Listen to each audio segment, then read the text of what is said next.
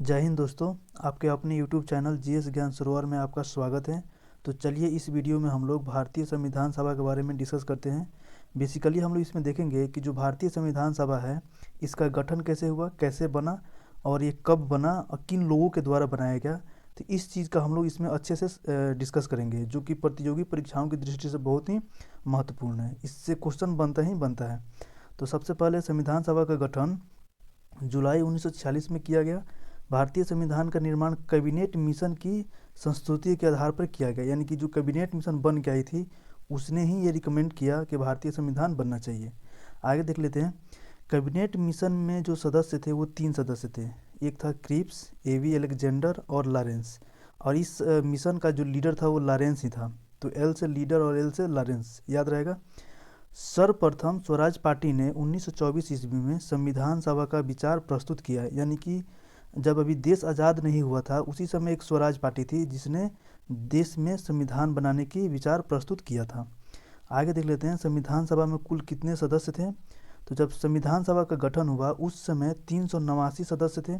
वो 389 सदस्य में 292 ब्रिटिश प्रांत के थे, 4 चीफ कमिश्नर थे और जो 93 थे वो देसी रियासत के थे। अब ये जो ब्रिटिश प्रांत और चीफ कमिश्नरी था इन दोनों को मिलाकर के चुनाव कराया गया।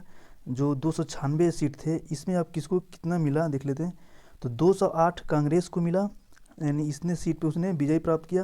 15 सीट अन्य दलों को मिला, जिसमें जो अन्य कुछ छोटे छोटे दल थे। और 73 मुस्लिम लीग को मिली। उस समय मुस्लिम लीग और कांग्रेस ये सब एक साथ ही ये हुआ करते थे। अब अगले देख लेते हैं। संविधान सभा की जो प्रथम बैठक हुई थी वो 9 दिसंबर 1946 को हुई थी। कहाँ हुई थी? तो नई दिल्ली में स्थित एक काउंसिल चैम्बर के पुस्तकालय भवन है, वहीं पे हुआ था। सभा के सबसे बुजुर्ग सदस्य सच्चिदानंद सिन्हा को सभा का अस्थायी अध्यक्ष चुन लिया गया।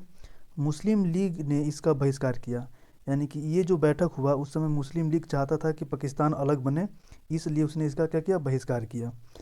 संविधान सभा में ब्रिटिश प्रांतों के 296 प्रतिनिधियों का विभाजन सांप्रदायिक आधार पर किया गया, यानी कि अब मुस्लिम लीग को अलग बांट दिया गया, जिसमें 213 सामान्य वर्ग और जो 79 थे वो मुस्लिम एवं 4 प्रतिनिधि सिख के थे। आगे देख लेते हैं।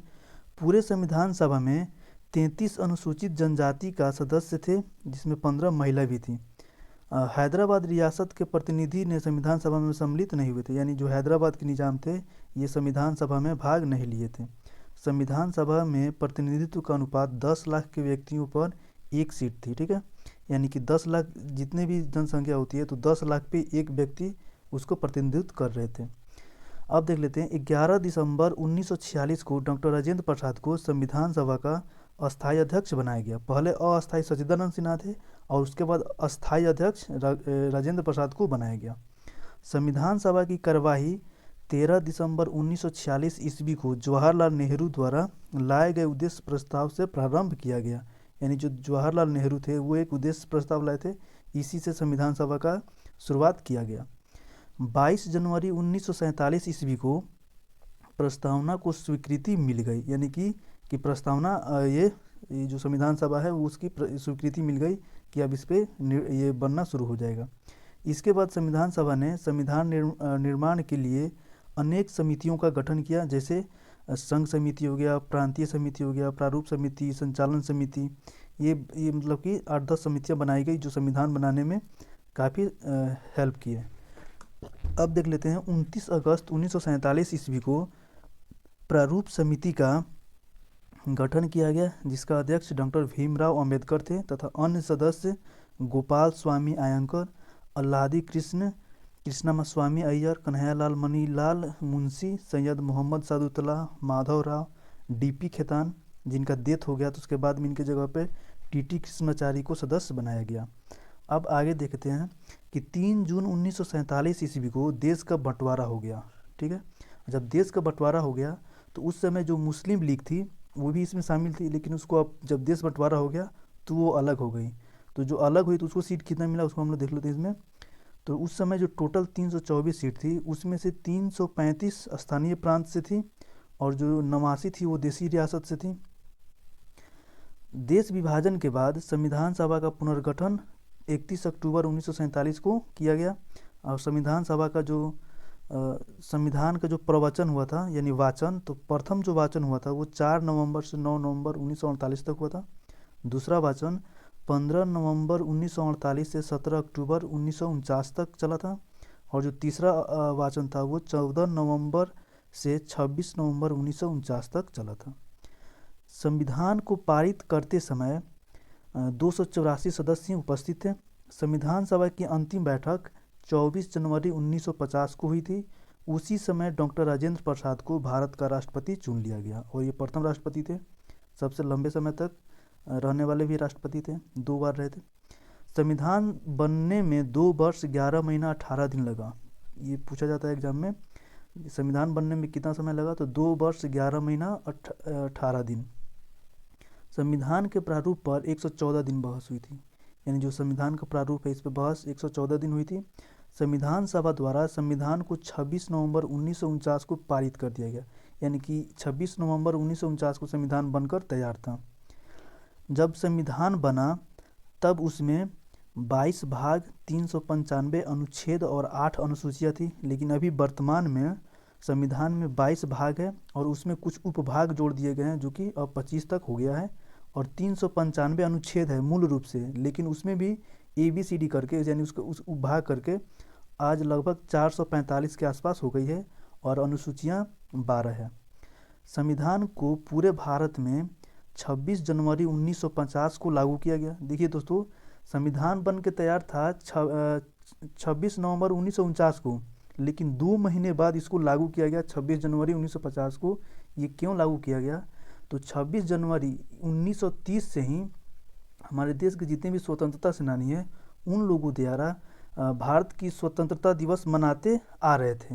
यानी उन लोगों ने मान लिया था उस समय कि आज से हम लोग भारत स्वतंत्र है और स्वतंत्रता दिवस मनाएंगे, झंडा फहराते थे लोग। तो उस दिन को रिमेंबर करने के लिए, यानी कि एक मेमोरी में लाने के लिए संविधान को बना दिया गया था और उसी दिन मेमोरी में लाने के लिए 26 जनवरी को ही उसको लागू किया गया। उससे पहले यानी कि 26 जनवरी को पूर्ण रूप से संविधान लागू हुआ। इससे पहले 15 ऐसे अनुच्छेद थे जो अनिवार्य रूप से लागू मतलब कि करना चाहिए था, तो इसको लागू कर दिया गया था। राष्ट्रमंडल में भारत की सदस्यता 1949 को मिली।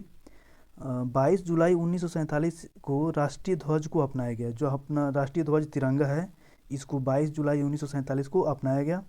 इसमें 3 रंग है, इसलिए इसको तिरंगा कहा जाता है। तो एक केसरिया है जो सेक्रीफाइस का ये सिंबल है।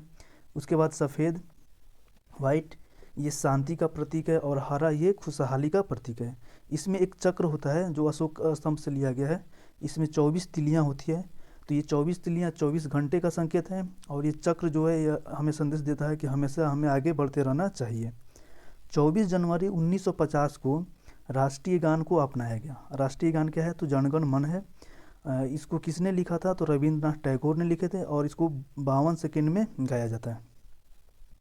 26 जनवरी 1950 को राष्ट्रीय गीत को अपनाया गया और राष्ट्रीय गीत क्या है, तो वंदे मातरम है।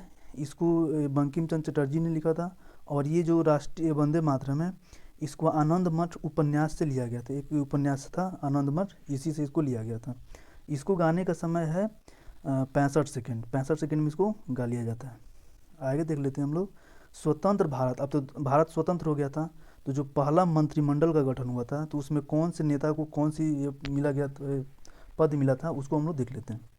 तो सबसे पहले जवाहरलाल नेहरू, ये तो प्रधानमंत्री बने थे और विदेश मंत्रालय भी इन्हीं के हाथों में था। और जो वैज्ञानिक अनुसंधान था ये भी इन्हीं के हाथों में। आजकल अभी भी जो वैज्ञानिक अनुसंधान होता है प्रायः प्रधानमंत्री को ही दिया जाता है। सरदार वल्लभ भाई पटेल उस समय गृह मंत्री थे, सूचना एवं प्रसारण मंत्री और राज्य के मामले ये सब देखते थे। डॉक्टर राजेंद्र प्रसाद ये राष्ट्रपति भी थे और खाद्य एवं कृषि इन्हीं के हाथों में था। अब्दुल कलाम आज़ाद शिक्षा थे, शिक्षा मंत्री। जॉन मंथाई रेल एवं परिवहन मंत्री थे। डॉक्टर BR अम्बेडकर ये विधि मंत्री थे। जगजीवन राम श्रम मंत्रालय को देखते थे। सरदार बलदेव सिंह रक्षा मंत्रालय को देखते थे और जो राजकुमारी अमृत कौर है वो स्वास्थ्य मंत्रालय को देखती थी। CH भाभा वाणिज्य को और रफ़ी अहमद किदवई संचार व्यवस्था को देखते थे।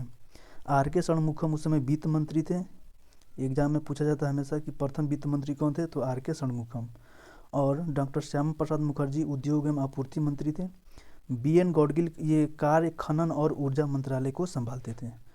तो दोस्तों ये वीडियो यहीं पे इसको एंड करते हैं, फिर मिलते हैं अगले वीडियो में।